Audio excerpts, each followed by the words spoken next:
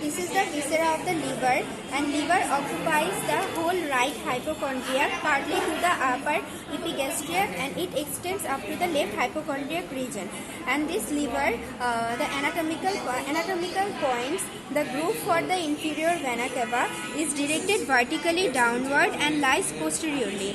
And fossa for the gallbladder is lies in the inferior surface of the liver and to the right to the median plane.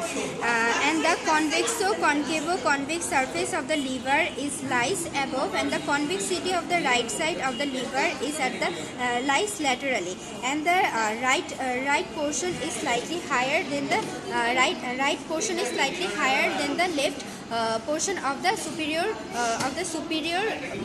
surface. Then the right lobe is slightly larger than the left lobe. And the visceral surface, this is the visceral surface. This visceral surface is marked by several impressions. Now come to what are the impression.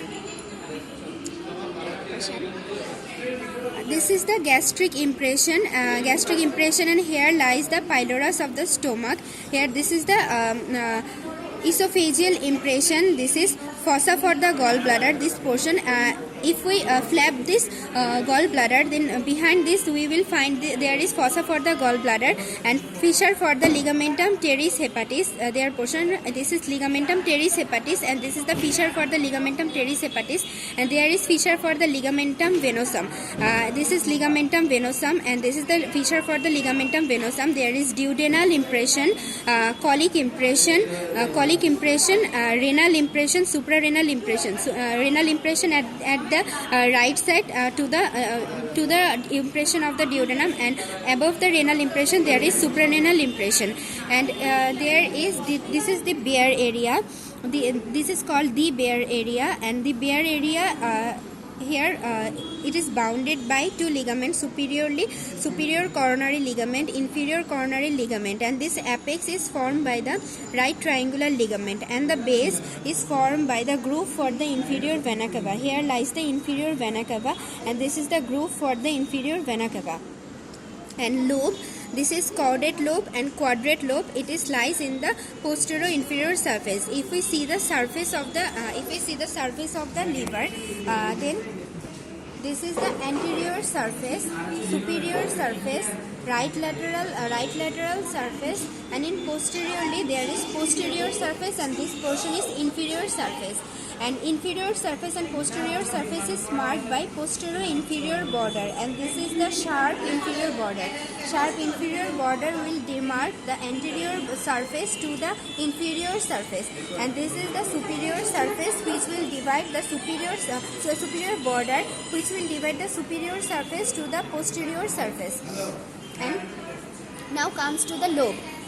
And this liver is divided into anatomical and physiological lobe by anteriorly falciform ligament, and posteriorly in above portion ligamentum venosum, and lower portion ligamentum teres hepatis. And anteriorly this falciform ligament will divide the liver into. This liver is anatomically divided into right lobe and left lobe by the falciform ligament. This right lobe occupies the 5th, 6th portion of the whole liver, and anteriorly by the falciform ligament, and posteriorly by the ligamentum venosum. This is ligamentum venosum and ligamentum teres hepatis. And physiologically it is divided into two portions by the cholecystosvenocaval line, which will extend from the fossa for the gallbladder and groove for the inferior vena cava. Through this line will pass the cholecystosvenocaval line, and anteriorly it will goes in the anterior surface, and this imaginary line will divide the liver into physiological right and left lobe.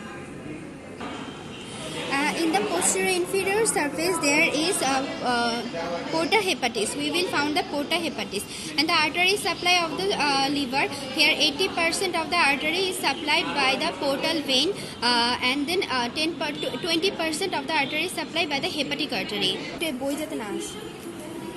এখানে through this porta hepatis some structure will enter and leave the porta hepatis. The structure which will enter into the porta hepatis are the hepatic artery and then hepatic vein and hepatic nerve plexus.